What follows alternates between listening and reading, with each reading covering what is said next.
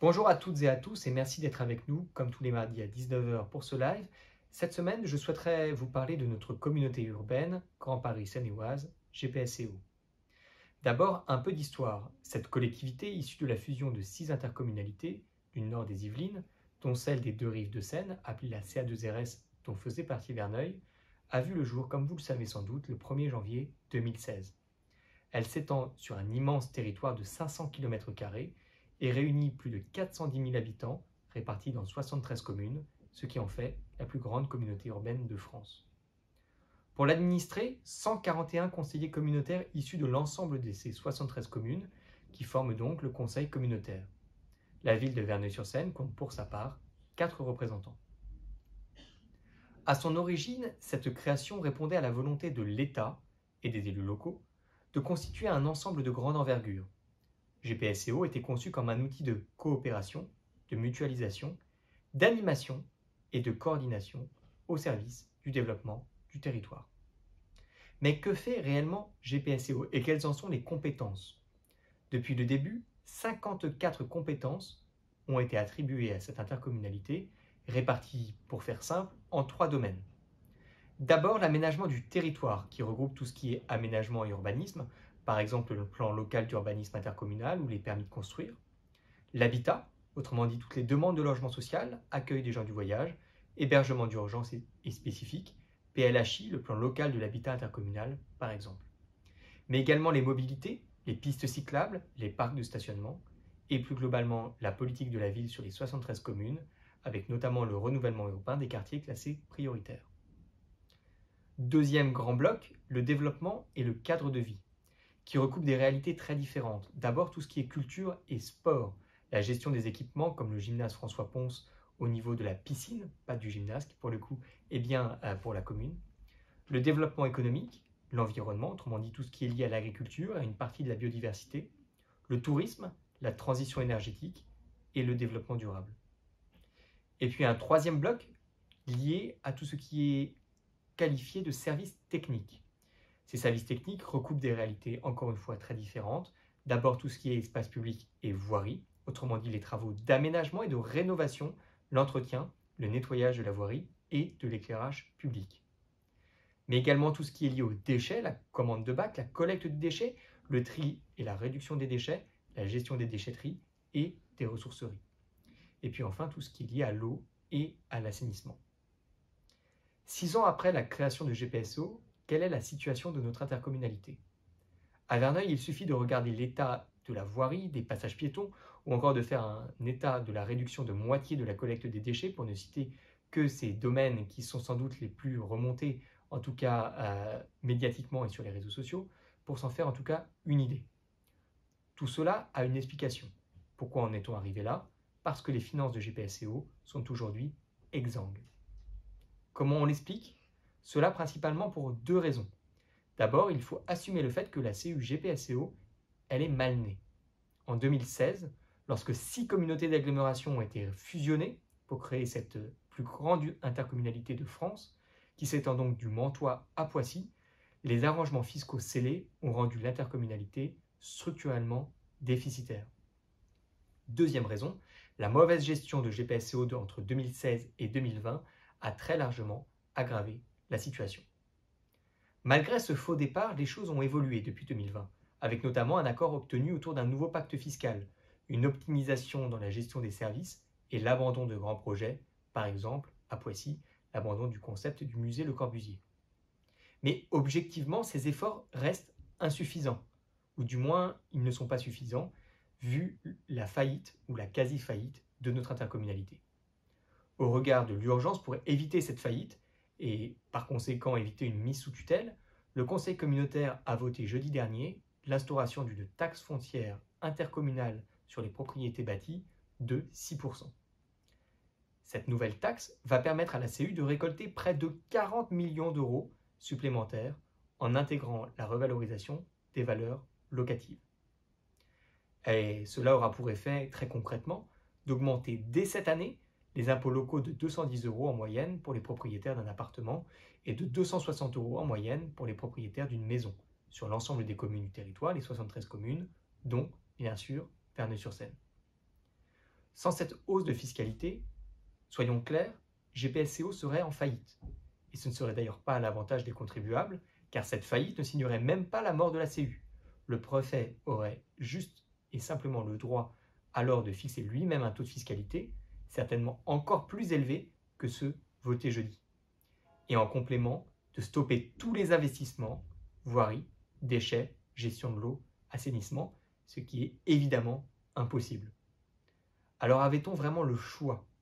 90 des conseillers communautaires, sur les 137 qui ont pris part au vote jeudi, ont approuvé cette proposition de l'exécutif, dont par exemple Jean-Marie Moreau pour Verneuil.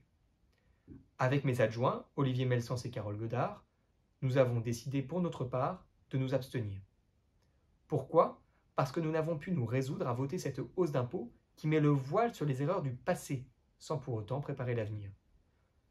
Et surtout, nous ne souhaitions pas prendre la responsabilité non plus d'une faillite de notre communauté urbaine en s'opposant frontalement à son refinancement.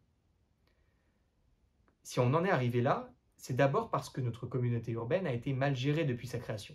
Ce n'est pas moi qui le dis d'ailleurs, mais c'est bien la Chambre régionale des comptes qui, dans son dernier rapport, parlait même de comptes insincères, ce qui est particulièrement grave. Élus depuis 2020, nous ne pouvons donc que déplorer cette situation, déplorer les orientations prises sous la présidence de Philippe Tautou, qui de 2016 à 2020 présidait GPSCO. Déplorer l'impact quotidien pour les habitants, qui souffrent de l'état des voiries, de la réduction du ramassage des poubelles, déplorer aussi le manque de vision, tout simplement, de notre communauté urbaine. Car cette hausse d'impôts, si elle était une solution, bien sûr qu'elle serait sans doute acceptable, mais elle n'est malheureusement qu'une solution aussi fragile qu'éphémère. À court ou moyen terme, si notre CU ne porte pas une vraie stratégie d'attractivité économique pour pallier la décroissance des grandes industries qui structurent notre territoire commun, c'est bien plus de 6% d'augmentation qui vont être nécessaires. Déjà, GPSCO a également annoncé en parallèle une hausse de la facture d'eau cette année, une autre de ses compétences, pour faire face à un besoin d'investissement et puis, évidemment, réaliser les interventions et travaux indispensables sur les différents réseaux. C'est du moins ainsi que les services le justifiaient. À une légère hausse de la redevance en assainissement correspondant à l'inflation va donc s'ajouter celle plus importante des tarifs de l'eau. À Verneuil, cette évolution représente une augmentation de 8,2%, portant à 4,45 € le prix du mètre carré, soit par habitant un peu plus de 40 € supplémentaires à régler en septembre 2022 pour une consommation type de 120 mètres cubes. Alors pourquoi cela ne nous convient pas ? Depuis notre élection en 2020, nous n'avons jamais été vraiment associés sur des sujets majeurs portés par la CU, comme par exemple l'arrivée d'Eole qui justifie, dans les discours, une grande partie de cette nouvelle fiscalité. A noter que sur les 8 gares Eole qui traverseront GPSCO, 2 sont à Verneuil. Et donc mathématiquement, c'est un quart de la politique communautaire Eole qui se retrouve de facto fléchée sur notre commune. Et pourtant, c'est une vraie bataille quotidienne de demander des aménagements ou de la visibilité, par exemple sur les autres pôles Eole. Il n'y a jamais eu une grande réunion de tous les maires pour présenter l'ensemble des projets, comme j'ai pu l'expliquer la semaine dernière à la copropriété des Gros Chênes qui me posait la question.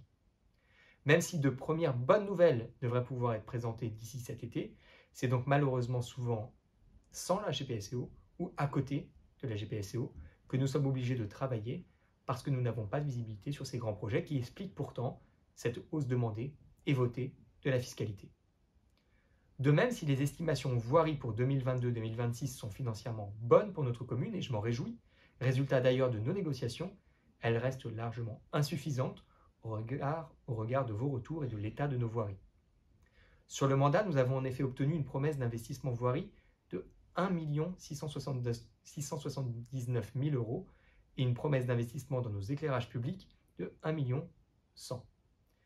Pour vous donner un ordre de grandeur, ces montants sont très supérieurs aux 516 000 € d'investissement voirie de Triel ou de leurs 330 000 € d'investissement sur l'éclairage public. Malgré cela, d'ici 2026, ce ne sont que 4 de nos rues, certes parmi les plus grandes et les plus empruntées, à l'image par exemple de la rue de Bazincourt, qui seront concernées par ces gros investissements. Mais avouons que cela est très insuffisant, même si, en parallèle, des opérations de rebouchage de nids de poules seront bien prévues. Vous imaginez au regard du nombre d'emails et de demandes que nous recevons pour demander des améliorations de voirie, combien cela est malheureusement insuffisant. Alors oui, notre abstention et nos critiques ne remettent pas en cause notre esprit constructif. Nous continuons et nous continuerons de nous battre pour Verneuil et pour notre territoire auquel nous sommes attachés. Mais nous espérons, et j'espère à titre personnel, une intercommunalité de grands projets et non de petits pas.